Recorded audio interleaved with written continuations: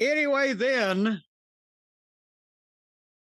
Mercedes Mone, a dozen cheerleaders with belts and pom-poms preface her arrival, where then she drives out in a car with a white fur jacket 25 feet long with the names of all the people that she's beaten on it. And then here comes Toni Storm's black and white entrance, and I know they love her. I was a fan until this whole thing just went completely off the rails, and it's goddamn insane. And it's silly. You can't. Can you be an actual wrestling fan the way that we would term it, Brian? You and I, old enough to have actually seen real professional wrestling. I'm not talking about a modern fan.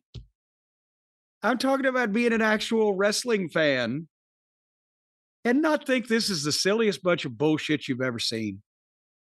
Just the whole goddamn spectacle of this. I think the Toni Storm stuff is too much. That's me personally. The AEW fans eat it up, but those are the ironic wrestling fans. They eat up Orange Cassidy. I think if you had presented this match with these two gimmicks in front of any territory crowd 40 years ago, they would have rioted and burned the ring down.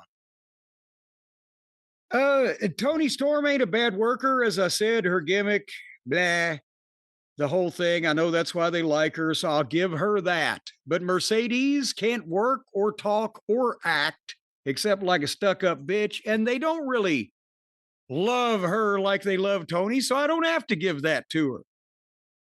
And the bell rang for this thing. We were 4 hours into this pay-per-view already, plus the pre-show.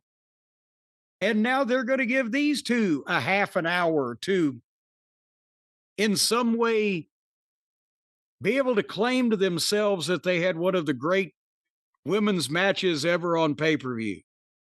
Which, again, it's not exactly a bar that's high to fucking clear.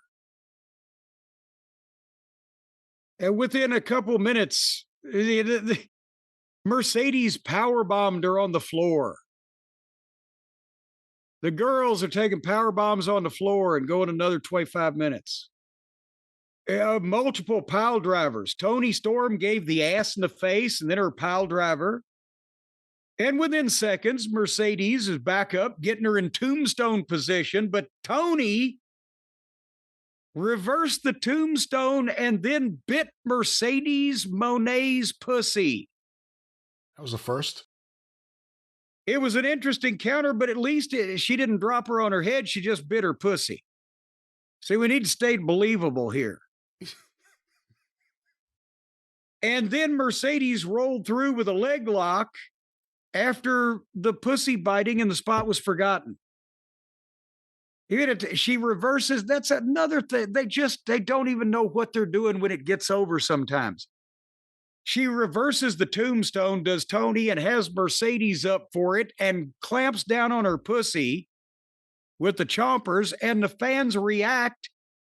And instead of Mercedes screaming and struggling away and running and rubbing her butt on the fucking turnbuckle pad or whatever, she rolls through and gets a leg lock. Spot was forgotten, squashed the pop.